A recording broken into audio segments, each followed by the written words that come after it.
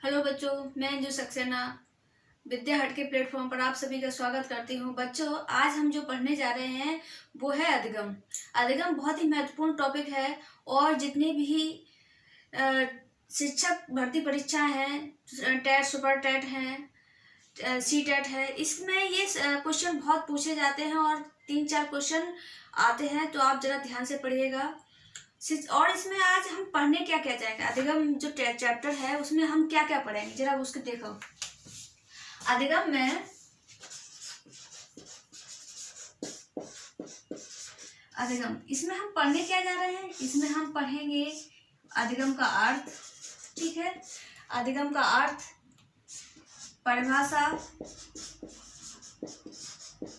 ठीक, प्रकार, विशेषताएं, ठीक है। विशेषताएं के बाद हम इसके पढ़ेंगे पक्ष और पढ़ेंगे विधियां। ठीक है, तो आज हम जो कवर करेंगे अधिगम में, तो इतने टॉपिक कवर करेंगे और जो बचेगा वो हम नेक्स्ट क्लास में हम कवर करेंगे। तो आज इतनी सारी चीजें हम पढ़ने जा रहे हैं। हम अर्थ पढ़ेंगे, इसकी परिभाषाएं पढ़ेंगे, इसके प्रकार पढ़ेंगे, विशेषताएं पढ़ेंगे, अधिगम के पक्ष पढ़ेंगे, अधिगम की विधियां पढ़ेंगे। तो इतनी सारी चीजें हम पढ़ेंगे और इन चीजों को पढ़ने से पहले हम क्या देखेंगे कि जो अधिगम जो चैप्टर है वो बहुत ही महत्वपूर्ण है और आपको बड़े ध्यान से इसको पढ़ना है बच्चों। अधिगम होता क्या है, अधिगम का अर्थ क्या है? तो बच्चों, जो अधिगम है,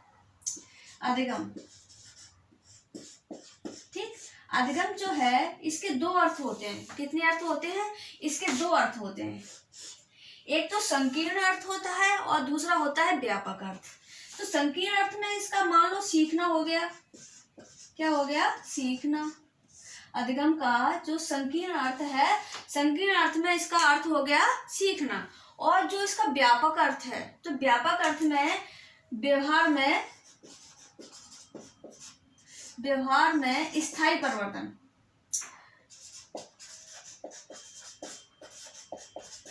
ठीक है, व्यवहार में स्थायी परिवर्तन को हम अधिगम कहते हैं। तो हमने क्या देखा कि जो अधिगम शब्द है, अधिगम शब्द का जो अर्थ है, तो जो संकीर्ण अर्थ होगा, तो संकीर्ण अर्थ में अधिगम को हम सीखना कहेंगे। और जो व्यापक अर्थों में अधिगम को से हम क्या मतलब निकालेंगे? व्यापक अर्थ में निकालेंगे अधिगम से कि व्यवहार में आए स्थायी परिवर्तन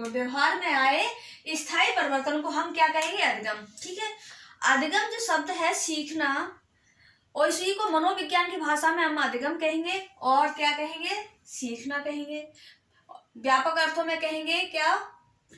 व्यवहार में स्थायी परिवर्तन। ठीक, अधिगम क्या है? अधिगम एक निरंतर चलने वाली सार्वभौमिक प्रक्रिया। ये ऐसा तो है नहीं कि सिर्फ किसी एक खास जगह पर होती हो, ये सब जगह होती है, सब लोग अधिगम करते हैं।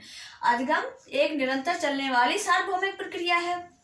अब ये सार्वभौमिक प्रक्रिया, हम किस चीज को अधिगम कहेंगे? तो हम क्या कहेंगे, पहले इतना जान लेते हैं कि ये सार्वभौमिक प्रक्रिया है। और जो शब्द है, ये एक जर्मन शब्द लर्नन से लिया गया है। जो अधिगम शब्द है, अधिगम मतलब अधिगम मीन्स लर्निंग। जो इंग्लिश में इसको हम लर्निंग कहेंगे, अंग्रेजी की भाषा में हम अधिगम को क्या कहेंगे? लर्निंग। तो जो लर्निंग शब्द बना कहाँ से है? तो जो जर्मन शब्द एक लर्नन है, जर्मन शब्द लर्नन, उससे बना है। अधिगम जो शब्द है जर्मन शब्द के लर्नन शब्द से बना है। किससे बना है? लर्नन शब्द से बना है, जिसको अंग्रेजी में हम क्या कहते हैं? लर्निंग कहते हैं।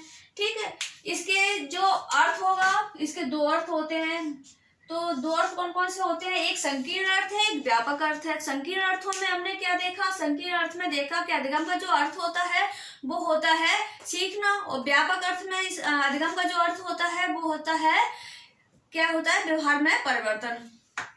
बना किससे है? जर्मन शब्द लर्नन से बना है, और जिसको अंग्रेजी में हम लर्निंग कहते हैं। ठीक है, अब अधिगम क्या होता है? तो अधिगम व्यवहार में परिवर्तन, व्यवहार में आए स्थायी परिवर्तन। अब आप ये सोचो कि जो स्थायी परिवर्तन है, इसको हम क्या कहेंगे? अधिगम कहेंगे। अब व्यवहार में परिवर्तन तो कई प्रकार से आते हैं। व्यवहार में जो परिवर्तन आते हैं कई तरह से आते हैं, जैसे कि परिपक्वता के कारण व्यवहार में परिवर्तन आता है, या थकान की वजह से जब हम थक जाते हैं तब हमारे व्यवहार में परिवर्तन आता है, या हम जब बीमारी की अवस्था में होते हैं तब भी हमारे व्यवहार में परिवर्तन आता है, जब किसी व्यक्ति का संवेगात्मक विकास होता है तब व्यवहार में परिवर्तन आता है। तो व्यवहार में परिवर्तन आने के कई कारण हैं।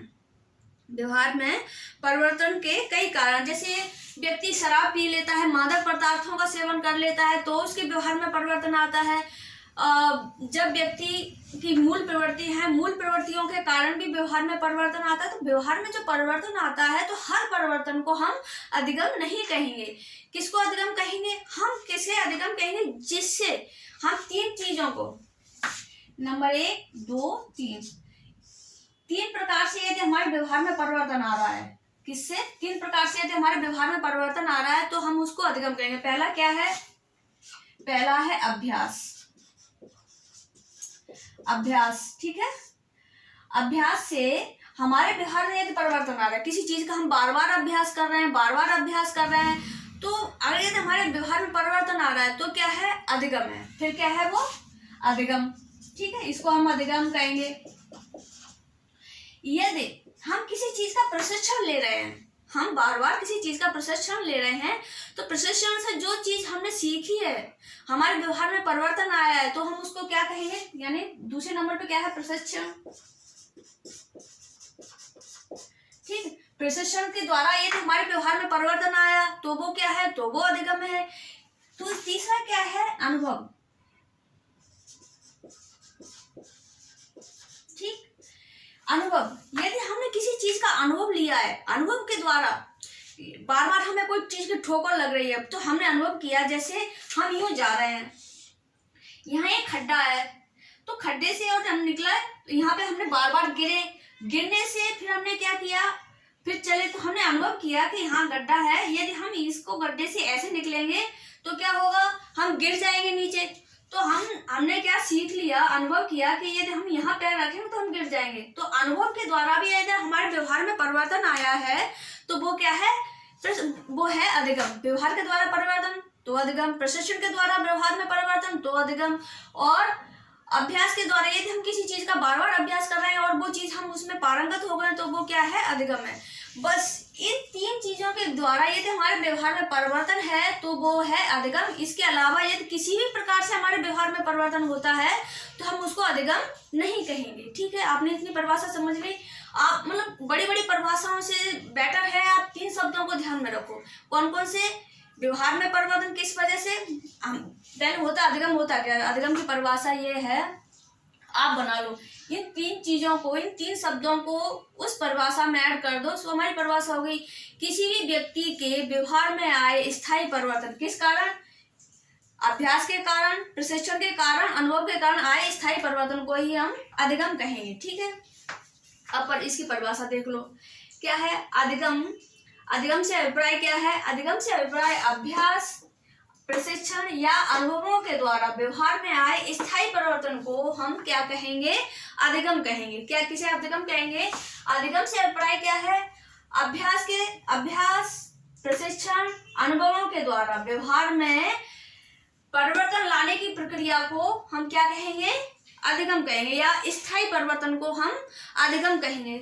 इतना समझ आ गया? देखिए हमने अभी तक क्या समझा कि अधिगम क्या है। अधिगम एक जर्मन शब्द लर्नन से बना है, जिसको अंग्रेजी में हम लर्निंग कहते हैं, ठीक है। और ये अधिगम जो है एक निरंतर चलने वाली सार्वभौमिक प्रक्रिया। ऐसा तो है नहीं कि भाई किसी एक खास जगह पर अधिगम होता, सब जगह चलने वाली प्रक्रिया अधिगम।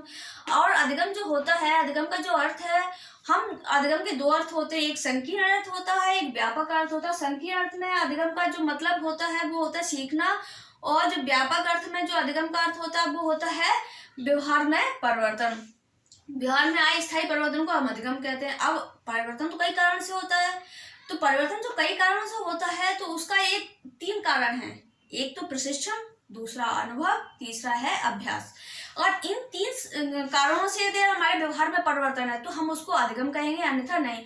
अब रीट की परीक्षा में एक क्वेश्चन आया था, पूछा गया था कि बताइए एक व्यक्ति परिपक्व हो गया और उससे उस परिपक्वता के द्वारा परिपक्वता के कारण व्यवहार में आए परिवर्तन को हम अधिगम कहेंगे या नहीं। ठीक है, उसके 4 ऑप्शन थे। ठीक है, तो चारों ऑप्शनों में से बहुत से बच्चों ने गलत भी कर दिया, बहुत से बच्चों ने सही भी किया। लेकिन आप क्या करेंगे, यदि किसी व्यक्ति के परिपक्वता के कारण व्यवहार में परिवर्तन आ रहा है तो आप क्या कहेंगे, अधिगम है या नहीं है? नहीं है, क्योंकि मैंने क्या बताया, इन 3 कारणों से। किन 3 कारणों से? अभ्यास, प्रशिक्षण, अनुभव। इन 3 कारणों से यदि व्यवहार में परिवर्तन है तो आप अधिगम कहिए, अन्यथा किसी भी कारण से यदि व्यवहार में परिवर्तन आ रहा है तो आप उसको अधिगम नहीं कहेंगे। तो उसका जो रीट में जो आया था क्वेश्चन, तो उसका आंसर था कि परिपक्वता के कारण व्यवहार में जो परिवर्तन आया है उसको हम अधिगम नहीं कहेंगे। ठीक है, तो यहाँ पर यह है कि जो लर्निंग है, लर्निंग किससे बना है? लर्निंग जर्मन शब्द लर्नन से बना है, जिसका अर्थ क्या होता है? सीखना या अधिगम। 2 अर्थ होते हैं, एक तो व्यापक अर्थ है, एक संकीर्ण अर्थ है। व्यापक अर्थों में स्थायी व्यवहार में आए स्थायी परिवर्तन को अधिगम कहेंगे, और जो संकीर्ण अर्थ है, संकीर्ण अर्थ में हम क्या कहेंगे? संकीर्ण अर्थ में सीखने को हम अधिगम कहेंगे। और अधिगम क्या है? अधिगम की परिभाषा क्या है? अधिगम की परिभाषा है कि अभ्यास, प्रशिक्षण और अनुभवों के द्वारा व्यवहार में आए स्थायी परिवर्तन को ही हम अधिगम कहेंगे। ठीक है, अब हम देख लेते हैं इसकी परिभाषा। हमने देखो, हमने अर्थ पढ़ लिया, अब हम इसकी पढ़ेंगे परिभाषाएं। ठीक है, तो अधिगम की परिभाषाएं क्या है?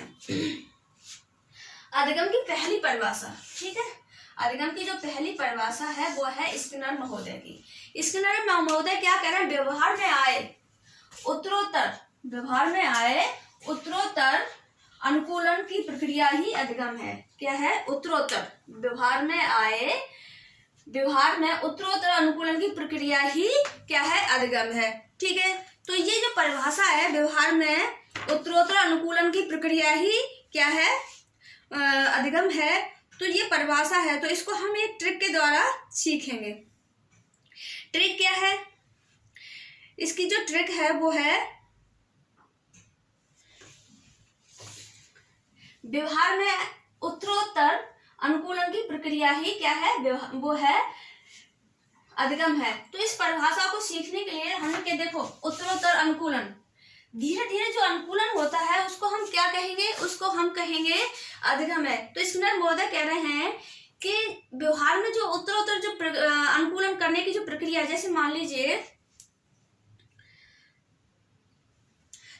लीजिए कि आप किसी बर्फीली जगह पर हैं, और वहां पर आपको वो नहीं है वहां का रहने का, आपको वहां पर अनुभव नहीं है कैसे रहा जाता है, और बर्फीली जगह पर आपको क्या लगेगा? सर्दी लगेगी। तो धीरे धीरे उत्तरोत्तर धीरे धीरे क्या करेगी? आपकी त्वचा, आपकी स्किन है ना, आपकी स्किन क्या करेगी? धीरे धीरे अनुकूलन स्थापित करेगी। वहां पर क्या करेगी?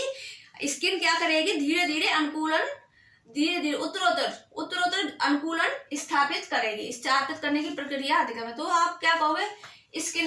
स्किन से स्किनर हो गया, और व्यवहार में धीरे धीरे वहां पर रहने का जो अभ्यास करेगी, पर वहां पर रहने के लिए अनुकूलन जो व्यवस्थित करेगी, तो कौन करेगी? हमारी स्किन से स्किनर हो गया, और व्यवहार में उत्तरोत्तर अनुकूलन की प्रक्रिया क्या हो गई? अधिगम। तो ये स्किन से स्किनर हो गए, और व्यवहार में धीरे धीरे क्या हो गया? अनुकूलन की प्रक्रिया ही अधिगम है। ये इसकी ट्रिक हो गई। क्या है? अब दूसरी क्या है? दूसरी जो ट्रिक है, दूसरा जो परिभाषा है हमारी, दूसरी है गेट महोदय की। तो अनुभव और प्रशिक्षण के द्वारा व्यवहार में परिवर्तन ही अधिगम है। किसके द्वारा? अभ्यास और प्रशिक्षण के द्वारा। अभ्यास और प्रशिक्षण के द्वारा व्यवहार में जो परिवर्तन होता है, किसके द्वारा? अभ्यास और प्रशिक्षण के द्वारा जो परिवर्तन होता है वो अधिगम है। तो अब इस परिभाषा को हम याद कैसे करें? तो इस परिभाषा को याद करने की एक बढ़िया सी ट्रिक है। तो छोटे जो बच्चे होते हैं उनको गेट खोलना नहीं आता है, छोटे बच्चों को गेट खोलना नहीं आता, तो छोटे बच्चों को क्या किया जाता है? गेट खोलने का प्रशिक्षण दिया जाता है, उनको अभ्यास कराया जाता है। तो जो गेट्स महोदय की परिभाषा है, तो गेट्स महोदय क्या कह रहे हैं? गेट्स महोदय को हम क्या करें? गेट खोलने के लिए बच्चों को धीरे धीरे अभ्यास और प्रशिक्षण दिया जाता है, उनको अभ्यास कराया जाता है। कहा जाता है, देखिए कि ये तो कोई आता है तो गेट कैसे खुला है, तो उसको गेट खुला के दिखाया जाता है। सिर्फ ट्रिक बता रही हूँ याद करने के लिए, मतलब ये है नहीं ऐसा कुछ, सिर्फ आपको ये परिभाषा याद हो जाए इसके लिए मैं आपको एक ट्रिक बता रही हूँ। तो क्या है कि जब बच्चा गेट खोलेगा, उसको अभ्यास कराएंगे, हम प्रशिक्षण देंगे गेट खोलने का, कि बार बार अभ्यास और प्रशिक्षण के द्वारा व्यवहार में जो परिवर्तन आता है वो अधिगम है। तो ये परिभाषा किसकी है? ये परिभाषा है हमारे गेट्स महोदय की।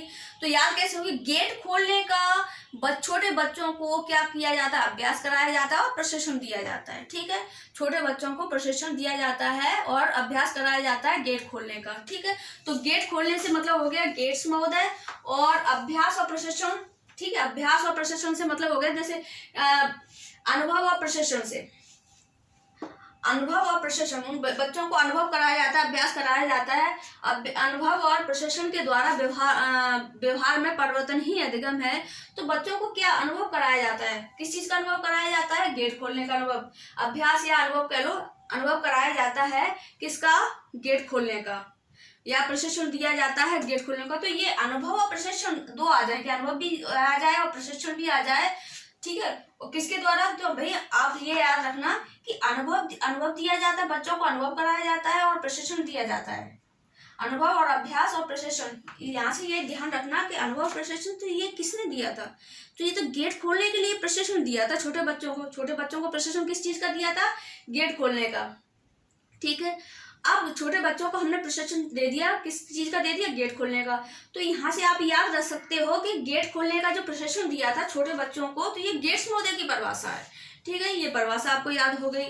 दूसरी स्किन अनुकूलन बिठाती है, हमारी त्वचा अनुकूलन बिठाती है। जैसे हम यहाँ रह रहे हैं, यदि हम कश्मीर में जाए तो हमारी त्वचा वहाँ के अनुकूल नहीं है, तो वो धीरे धीरे वहाँ के अनुकूल होगी, धीरे धीरे वहाँ के अनुकूल हो गई, उत्तर अनुकूलन बैठाएगी वहाँ हमारी त्वचा, हमारी स्किन वहाँ पर क्या करेगी? धीरे धीरे वहाँ पर अनुकूलन स्थापित करेगी। तो अनुकूलन स्थापित करेगी, क्या करेगी? अनुकूलन स्थापित कौन करेगा? अनुकूलन स्थापित स्किन करेगी, स्किन से स्किनर हो गए, और अनुकूलन स्थापित करने से मतलब उनकी परिभाषा हो गई। ठीक है, और यहाँ पर अनुभव और प्रशिक्षण से मतलब हो गया कि छोटे बच्चों को क्या किया जाता है? अनुभव और प्रशिक्षण दिया जाता है। किस चीज का अनुभव और प्रशिक्षण दिया जाता है? तो अनुभव और प्रशिक्षण दिया जाता है गेट खोलने का। तो गेट्स महोदय की परिभाषा हो गई, प्रशिक्षण और अनुभव आ जाए तो गेट्स महोदय लगा देना। गिलफोर्ड, अब यहाँ पर गिलफोर्ड आ गए। तो गिलफोर्ड महोदय क्या कह रहे हैं कि व्यवहार के कारण व्यवहार में परिवर्तन। ठीक है, व्यवहार के कारण व्यवहार में परिवर्तन। तो यहाँ पर जब दो बार व्यवहार आ जाए तो आप समझ जाना कि ये गिलफोर्ड महोदय की परिभाषा है। ठीक है, जब दो बार व्यवहार आ जाए तो ये किसकी परिभाषा है? गिलफोर्ड महोदय की। व्यवहार के द्वारा व्यवहार में परिवर्तन, जब दो बार व्यवहार आ रहा है तो गिलफोर्ड महोदय, और किसी की परिभाषा में दो बार व्यवहार नहीं आ रहा है। व्यवहार के द्वारा व्यवहार में परिवर्तन तो क्या है? किसकी परिभाषा है? गिलफोर्ड महोदय की। क्रो क्या है? ये क्रो हस्बैंड, ये क्रो वाइफ। अब दोनों क्रो मिलकर तीन बातें कह रहे हैं। दोनों क्रो मिलकर कितनी बातें कह रहे हैं? तीन बातें कह रहे हैं। दोनों क्रो क्या कह रहे हैं? तीन बातें बताई इन्होंने। दो क्रो हैं और बातें कितनी बता रहे हैं? तीन। कौन कौन सी बातें तीन बता रहे हैं? तो वो बता रहे हैं आदतों, ज्ञान और अभिवृत्तियों।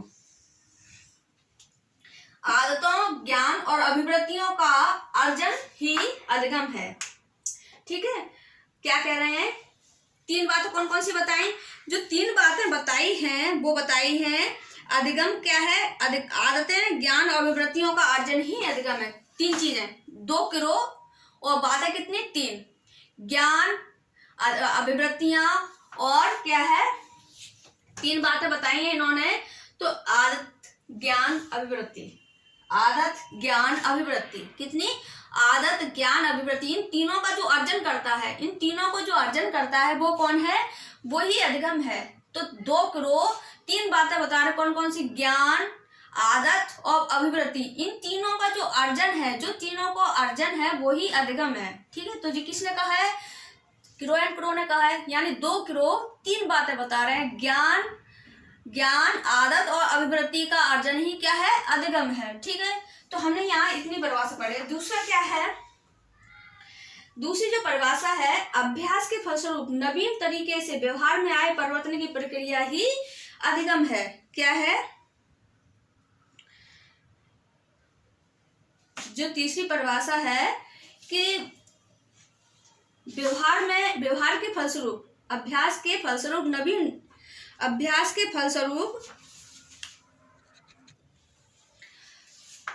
अगली पांचवी जो हमारी परिभाषा है, पांचवी परिभाषा कौन सी है? पांचवी जो परिभाषा है वो है अभ्यास के फलस्वरूप नवीन तरीके से व्यवहार में परिवर्तन लाने की प्रक्रिया। नवीन तरीके से अभ्यास के फलस्वरूप नवीन तरीके से व्यवहार में परिवर्तन लाने की प्रक्रिया क्या है? अधिगम है। ये कही बात किसने है? ये कही है किंग्सले और गैरी ने। किसने कहा है?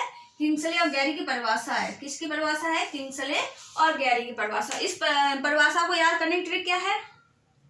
इस परिभाषा को याद करने की ट्रिक है जब किसी राजा को, जब किसी किंग को अभ्यास कराया जाता है तो उसके व्यवहार में नवीन परिवर्तन होते हैं। जब किसी राजा को हम बार बार अभ्यास कराते हैं तो उसके व्यवहार में जो होते हैं नवीन परिवर्तन होते हैं।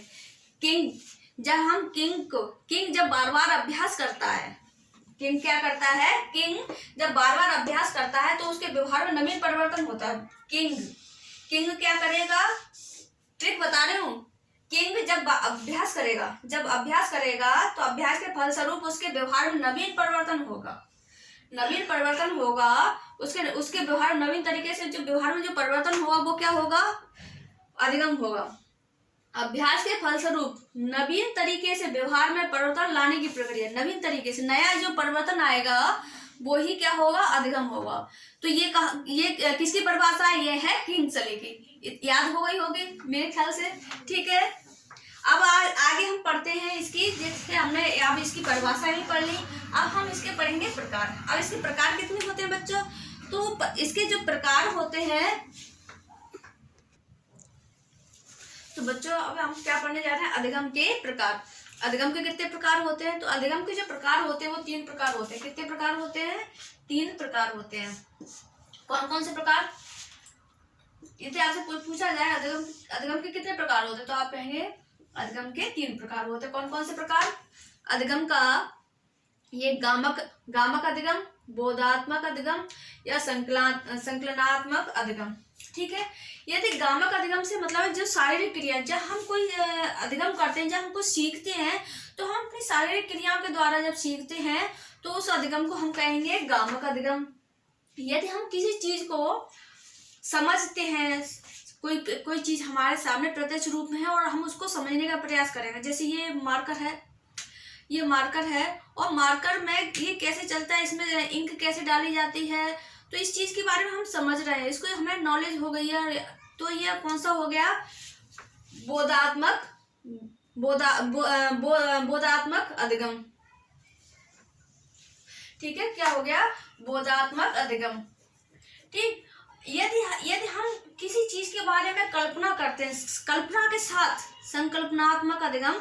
तो संकल्पनात्मक अधिगम के क्या है? किसी चीज के बारे में हम सिर्फ कल्पना करके ही उसके चीज के बारे में हम ज्ञान, नॉलेज हासिल कर लेते हैं, उसके बारे में सीख जाते हैं, तो उस चीज को हम क्या कहेंगे? उसको हम कहेंगे संकल्पनात्मक अधिगम। तो अधिगम के प्रकार कितने हो गए? अधिगम के 3 प्रकार हो गए। कितने प्रकार हो गए? 3 प्रकार। गामक अधिगम से मतलब है जिस अधिगम में हम अपनी शारीरिक क्रियाएं करते हैं। शारीरिक क्रियाएं जैसे साइकिल चलाना है, मोटरसाइकिल चलाना, या ये किसी चीज को हम जो मैकेनिक होते हैं, जो काम करते हैं, जिनमें शारीरिक क्रियाएं होती हैं, तो उस क्रिया को हम क्या कहेंगे? गामक अधिगम। जिसमें हम अपने हाथ पैरों का यूज करते हैं तो गामक अधिगम होगा। जिन चीजों के बारे में हम अपने सिर्फ समझ हासिल करते हैं, नॉलेज करते हैं, समझते हैं, तो इसे बोधात्मक अधिगम। और किसी चीज को हम कल्पना के साथ समझते हैं, कल्पना करते हैं और फिर उसके बारे में हम उसको सीख जाते हैं, तो उस अधिगम को हम क्या कहेंगे? संकल्पनात्मक अधिगम। तो हमारा अधिगम कितने प्रकार का हो गया? 3 प्रकार का हो गया। गामक अधिगम, बोधात्मक अधिगम और संकल्पनात्मक अधिगम। फिर अधिगम के पक्ष कितने होते हैं? तो अधिगम के जो पक्ष हैं वो 3 हैं, जो ब्लूम ने दिए हैं। कौन कौन से पक्ष? संज्ञानात्मक पक्ष, क्रियात्मक पक्ष और भावात्मक पक्ष। अधिगम के कितने पक्ष हो गए? संज्ञानात्मक, इसको हम ज्ञानात्मक भी कह सकते हैं, क्रियात्मक, इसको कौशलात्मक भी कह सकते हैं, और भावात्मक पक्ष। कितने पक्ष हो गए? ये 3 पक्ष होगा। अधिगम के 3 पक्ष और 3 प्रकार। ठीक है, अधिगम के 3 पक्ष और 3 प्रकार। अधिगम की विधियां कौन कौन सी हैं? अधिगम हम करते कैसे हैं? तो हम अधिगम जो करते हैं, हम अपनी सूझ विधि का प्रयोग करते हैं, सूझ करते मतलब अपना बुद्धि लगाते हैं, अकल लगाते हैं और फिर हम अधिगम करते हैं, तो उसको हम सूझ विधि कहेंगे। किसी चीज को सीखने के लिए हम अनुकरण करते हैं किसी के द्वारा, जैसे हम बहुत सी चीजें हम अनुकरण के द्वारा सीखते हैं, जैसे कि घरों में महिलाएं अनुकरण करके, जैसे लड़कियां हैं अपनी मम्मी का अनुकरण करेंगे और चीजें सीख जाती हैं, साड़ी पहनना है या घर में खाना बनाना, रसोई पकाना है, तो वो चीजें सीखती हैं। तमाम ऐसे काम हैं जो हम अनुकरण के द्वारा सीखते हैं, अनुकरण विधि से सीखते हैं। तो वो हो गई हमारी अनुकरण विधि। अभ्यास, ये कि किसी चीज का हम बार बार अभ्यास कर रहे हैं, बार बार अभ्यास कर रहे हैं तो भी तो हमें अधिगम हो रहा है। हम किसी चीज का अनुकरण कर रहे हैं तो भी तो हमें अधिगम हो रहा है। यदि हम अपना सूझ, अपनी समझ का प्रयोग कर रहे हैं और प्रयोग करने के बाद फिर हम अधिगम, तो उसकी क्रिया के फलस्वरूप क्या हो रहा है, हमें अधिगम हो रहा है। ठीक है, तो अधिगम कितने प्रकार से हो रहा है, हमें सूझ, अपनी सूझ का प्रयोग करने से हमें अधिगम हो रहा है। हमें बार बार अनुकरण, हम किसी का अनुकरण कर रहे हैं तब हमें अधिगम हो रहा है। जब हम किसी का अनुकरण कर रहे हैं तब हमें अधिगम हो रहा है। जब हम किसी क्रिया को बार बार कर रहे हैं, बार बार अभ्यास कर रहे हैं, तब हम कौन सी क्रिया कर रहे हैं, अधिगम की क्रिया कर रहे हैं। फिर कोई काम हमें नहीं आ रहा, बार बार हम बार बार उसको अभ्यास कर रहे हैं, बार बार भूल कर रहे हैं, बार बार उस काम को कर रहे हैं, तो भी हम क्या कर रहे हैं, अधिगम कर रहे हैं। जैसे थॉर्नडाइक ने वो बिल्ली वाला प्रयोग किया, बिल्ली क्या कर रही थी, बार बार भूल कर रही थी, भूल कर करके, लेकिन उसने क्या किया, उसने अधिगम कर लिया कि ये इस लीवर पे बटन पैर रखते ही क्या होगा, इस पिंजरे का दरवाजा खुल जाएगा। तो हम बार बार भूल करने के भी, हम किसी क्रिया को बार बार कर रहे हैं और भूल हो रही है, और भूल होने के बाद भी हम उसे बार बार कर रहे हैं, तब भी हमें क्या हो रहा है, हमें अधिगम हो रहा है। तो ये अधिगम की ये विधियां हो गई, कौन कौन सी, सूझ विधि, अनुकरण विधि, अभ्यास विधि, भूल विधि। ठीक है, ये सारी विधियां हमें किसकी हो गई, हमें अधिगम की विधियां हो गई। तो हमने क्या क्या पढ़ लिया बच्चों, हमने पक्ष पढ़ लिए, विधियां पढ़ ली, प्रकार पढ़ लिए। अब हमारी विशेषताएं रह गई। अब हम क्या अध्ययन करेंगे, हम विशेषताओं के बारे में चर्चा करेंगे। ठीक है बच्चों, तो अभी हम पढ़ने जा रहे हैं अधिगम की विशेषताएं। ठीक है, हमने काफी कुछ पढ़ लिया है, अब विशेषताएं पढ़ लेते हैं। विशेषताओं में क्या है कि विशेषता, खोज करना क्या है, हम पढ़ रहे हैं अधिगम की विशेषता। खोज करना क्या है, विशेष अधिगम है। यदि हम किसी चीज की खोज कर रहे हैं, ज्ञान अर्जित कर रहे हैं, अधिगम कर रहे हैं, किसी चीज को खोज रहे हैं, तो वो क्या है, अधिगम है। मान लो हमने किसी समस्या का हल खोज लिया, यानी जैसे आप क्या है कि बच्चे पढ़ रहे हैं, आप क्या है डीएलएड के प्रशिक्षु हैं और या बीएड के प्रशिक्षु हैं, बीएड कर रहे हैं, तो आप बच्चों को पढ़ाने के क्या नए नए तरीके खोज रहे हैं। तो वो नए नए तरीके खोज रहे हैं, आपने वो अधिगम कर लिया, बच्चों को पढ़ाने के नए नए तरीकों का आपने क्या कर लिया, आपने अधिगम कर लिया। अधिगम व्यक्ति का सर्वांगीण विकास करता है। यदि व्यक्ति अधिगम कर लेगा, यदि समस्या को हल करना सीख जाएगा, अधिगम कर लेगा, तो क्या होगा, उसका सर्वांगीण विकास हो जाएगा। अधिगम व्यक्ति का सर्वांगीण विकास करता है, यानी सर्वांगीण विकास करने में क्या है, अधिगम सहायक है। तमाम तरह की चीजों का यदि अधिगम कर ले हम, तो क्या होगा, हमारा सर्वांगीण विकास हो जाएगा।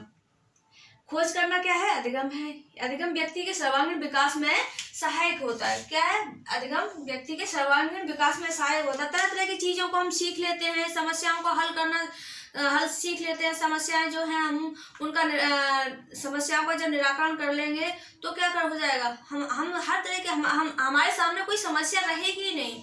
तो क्या है कि सर्वांगीण विकास में सहायक है। अधिगम क्या है, समायोजन में सहायक है। यदि कोई व्यक्ति अगर समायोजित हो रहा है, तो उसमें अधिगम अनुकरण विधि द्वारा या किसी भी विधि द्वारा यदि व्यक्ति समाज में समायोजन कर रहा है, समायोजित हो रहा है, तो वो समायोजन में भी उसके अधिगम की महत्वपूर्ण भूमिका है।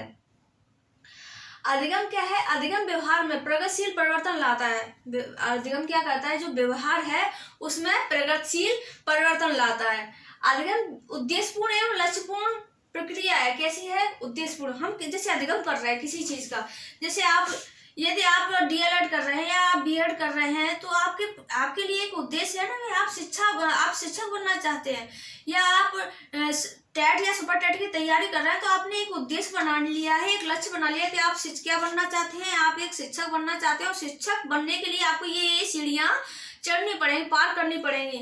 तो ये क्या है, अधिगम एक उद्देश्यपूर्ण और लक्ष्य निर्देशित क्रिया है। अधिगम क्या है, अधिगम एक सार्वभौमिक प्रक्रिया है। अधिगम क्या है, किसी एक खास जगह नहीं होता है, किसी एक व्यक्ति के लिए नहीं होता। अधिगम सबके लिए है और निरंतर चलने वाली प्रक्रिया है। जब व्यक्ति जन्म लेता है उसके जन्म से प्रारंभ होकर जीवन पर्यंत चलने वाली प्रक्रिया है। क्या है? अधिगम सार्वभौमिक प्रक्रिया सब जगह होती है और निरंतर जब से वो जन्म लेता है और उसके जीवन पर्यंत, जब तक उसकी मृत्यु नहीं हो जाती तब तक वो अधिगम करता रहता है। तो अधिगम कैसी है? सार्वभौमिक प्रक्रिया है। अधिगम एक सतत चलने वाली, निरंतर चलने वाली प्रक्रिया है, कभी नहीं रुकती अधिगम। अधिगम वातावरण एवं क्रियाशीलता की उपज है। अधिगम क्या है? कोई व्यक्ति अधिगम करेगा तो उसके लिए वो व्यक्ति क्रियाशील होगा। जब कोई व्यक्ति क्रियाशील होगा तभी अधिगम करेगा। निष्क्रिय व्यक्ति कभी अधिगम नहीं कर सकता। तो अधिगम के लिए वातावरण और क्रियाशीलता क्या है? महत्वपूर्ण भूमिका निभाते हैं। तो एक तो व्यक्ति को क्रियाशील होना पड़ेगा। बिना क्रियाशीलता के कैसे अधिगम होगा? यदि आप बैठ जाओ चुपचाप से, आप कोई काम ना करो, तो क्या आप अधिगम कर लेंगे? क्या आप पढ़ाई लिखाई जब आप पढ़ोगे नहीं, आप सीखोगे नहीं, तो क्या आप अधिगम करोगे? क्या टेट सीटेट या सुपर टेट आप क्वालिफाई कर लोगे या शिक्षक बन जाओगे? जब तक आप क्रियाशील नहीं होगे और एक वातावरण, एक अच्छा अनुकूल वातावरण आपके लिए नहीं होगा या और आप क्रियाशील नहीं होंगे तो क्या आप अधिगम कर लोगे? तो अधिगम की क्रिया में वातावरण और क्रियाशील, अधिगम जब होगा तो उसमें आपको वातावरण भी अपने अनुकूल रखना पड़ेगा और आपको क्रियाशील भी होना पड़ेगा। अधिगम के लिए वातावरण, क्रियाशील, ये मेन भूमिका निभाते हैं। ये इनकी उपज से ही हमें अधिगम की प्राप्ति होती है। अधिगम क्या है? विवेकपूर्ण प्रक्रिया है। जब कोई व्यक्ति विवेकपूर्ण होगा, विवेक से काम लेगा, तभी वो अधिगम कर पाएगा। तो अधिगम के लिए हमें कैसा होना चाहिए? विवेकपूर्ण होना चाहिए। जैसे वो हल महोदय ने क्या किया? केले ऊपर लटका दिए। तो केले लटका दिए तो वो बंदर जो था बनमानस, तो बनमानस क्या हुआ? उसने विवेक से काम लिया, अपनी सूझ से काम लिया, वो विवेक के साथ रहा और उसने समस्या का हल कर लिया। तो उसने सीख लिया कि जो केले दूर रखे हैं वो मेरे पास कैसे आएगा, भोजन मेरे पास कैसे आएगा। तो उसने विवेक से काम लिया, विवेक के साथ उसने अधिगम किया और उसने अपने केले जो भोजन था भोजन की प्राप्ति कर ली। कैसे? उसने विवेक ये कि अधिगम क्या है? एक विवेकपूर्ण प्रक्रिया है। अधिगम जब होगा तब होगा जब हम विवेकशील होंगे। ठीक है, तो अधिगम कब होगा? जब हम विवेकशील होंगे तब हमें अधिगम की प्राप्ति होगी। अधिगम क्या है? अधिगम के लिए पर्याप्त समय की आवश्यकता होती है। यदि आप क्रियाशील ना हो, आप अधिगम के लिए टाइम भी ना दें, तो क्या अधिगम की प्राप्ति हो जाएगी? नहीं होगी। तो आपको अधिगम की प्राप्ति करने के लिए आपको समय भी देना पड़ेगा। जैसे आपको कोई डिग्री चाहिए, आपको कहीं प्रशिक्षण लेना है, जैसे आपको कंप्यूटर सीख रहा है, तो कंप्यूटर सीखने के लिए आपको उसको टाइम भी तो देना पड़ेगा ना। तो जब आप टाइम देंगे, उसको समय देंगे, जब आप उसको समय देंगे और आप उसको अभ्यास करेंगे, क्रियाशील होंगे, तब आपको किसकी प्राप्ति होगी? अधिगम की प्राप्ति हो जाएगी। और आप क्या करेंगे? आप कंप्यूटर चलाना सीख जाएंगे और आपको अधिगम हो जाएगा। अधिगम के लिए पर्याप्त समय की आवश्यकता है कि जब आप पर्याप्त समय देंगे तब आपको अधिगम होगा। अधिगम क्या होता है? व्यक्तिगत भी होता है और सामाजिक भी होता है, दोनों प्रकार का होता है। यानी ये एक व्यक्ति के लिए भी है और समाज के लिए भी है, दोनों के लिए है अधिगम। ये व्यक्तिगत और सामाजिक दोनों है। अधिगम क्या है? अधिगम संज्ञानात्मक, क्रियात्मक और भावात्मक प्रक्रिया है। अधिगम कैसी प्रक्रिया है? तीनों पक्ष को शामिल कर लिया गया है इसमें। अधिगम क्या है? अधिगम संज्ञानात्मक, क्रियात्मक और भावात्मक प्रक्रिया है। अधिगम का क्षेत्र व्यापक होता है। अधिगम का क्षेत्र जो होता है वो व्यापक होता है। अधिगम क्या है? अधिगम व्यवहार में जो सकारात्मक परिवर्तन होता है तो उसको हम अधिगम कहेंगे। अधिगम क्या है? अधिगम की विशेषता क्या है? जो हमारे व्यवहार में सकारात्मक जो परिवर्तन है उसको हम अधिगम कहेंगे। और अधिगम के फलस्वरूप मानव के जो विकास होता है वो प्रभावित होता है। यदि हम अधिगम कर रहे हैं और तो उससे क्या होगा? हमारा विकास प्रभावित होगा और जो बची हुई जो परिभाषा है, जो विशेषताएं हैं, वो भी हम सीख जाते हैं। तो अब हमारे क्या है? कुछ विशेषता, 2-3 विशेषता और रह गई, वो देख लेते हैं। तो अधिगम क्या है? अधिगम किसी, जैसे हम अधिगम कर रहे हैं तो अधिगम क्या किसी आयु, किसी लिंग भेद या जाति प्रजाति रंग भेद तक ही सीमित है? क्या हम कह सकते हैं कि किसी आयु विशेष तक ही सीमित हो या किसी गोरे काले तक ही सीमित है? या गोरे ही अधिगम कर सकते हैं या काले अधिगम कर सकते हैं? तो क्या इसी तक सीमित है या कोई खास प्रजाति अधिगम करे तो इसी तक सीमित है? नहीं, अधिगम किसी रंग भेद तक सीमित नहीं है, किसी आयु के लिए बंधा हुआ नहीं है अधिगम, या लिंग भेद के आधार पर भी अधिगम ये नहीं कह सकते कि सिर्फ लड़कियां अधिगम कर सकती हैं, लड़के नहीं कर सकते, या लड़के अधिगम कर सकते हैं लड़कियां नहीं कर सकती हैं। तो जो अधिगम की प्रक्रिया है, अधिगम आयु लिंग भेद अधिगम क्या है? अधिगम आयु लिंग भेद जाति या रंग भेद या प्रजाति विशेष तक सीमित नहीं है। अधिगम क्या है? अधिगम इन चीजों तक सीमित नहीं है। अधिगम कोई भी कहीं भी कैसे भी किसी भी आयु में किसी भी रंग का व्यक्ति किसी भी प्रजाति का व्यक्ति अधिगम कर सकता है। ठीक है। अधिगम क्या है? अधिगम हमारा जो है बुद्धि, रुचि और प्रेरणा से संबंधित होता है। यदि हमारे अंदर बुद्धि अधिक है, यदि किसी काम के लिए हमारी रुचि है और यदि किसी काम को करने के लिए हमें प्रेरणा मिल रही है, तो हम क्या करेंगे? हम अधिगम शीघ्रता से कर लेंगे। यदि हमारे अंदर बुद्धि है, हमारी किसी काम को करने की रुचि है, या हमें उस काम को करने के लिए प्रेरणा मिल रही है, तो हम उस काम को करना जल्दी से सीख जाएंगे। ठीक है। तो अधिगम क्या है? अधिगम बुद्धि, रुचि और प्रेरणा से संबंधित होता है। जब हमें ये चीजें होंगी, जब हमें बुद्धि होगी, जब हमें उस काम के प्रति रुचि होगी, हमें उस काम के लिए प्रेरणा मिलेगी, तो हम क्या करेंगे? अधिगम जल्दी कर लेंगे। अधिगम क्या है? अधिगम अभ्यास, प्रशिक्षण और अनुभव का प्रतिफल होता है। तो आज हमने इतनी चीजें पढ़ी। हमने आज पढ़ा, अधिगम के प्रकार पढ़ लिए, अधिगम के अर्थ पढ़ लिया, अधिगम के पक्ष पढ़े, विशेषताएं पढ़ी, और हमने क्या पढ़ा? अधिगम की विधियां पढ़ी। तो हमने ये परिभाषा वगैरह पढ़ के ये अब हमारा क्या रह गया? कुछ सिद्धांत रह गए। अब हम सिद्धांतों का अगली जो हमारी क्लास होगी, हम उसमें सिद्धांतों का अध्ययन करेंगे। ठीक है बच्चों, ये टॉपिक है, आप इसको ध्यान से पढ़िएगा और थोड़ा सा अपने आप को और कॉन्सेंट्रेट करेंगे इस अधिगम के लिए।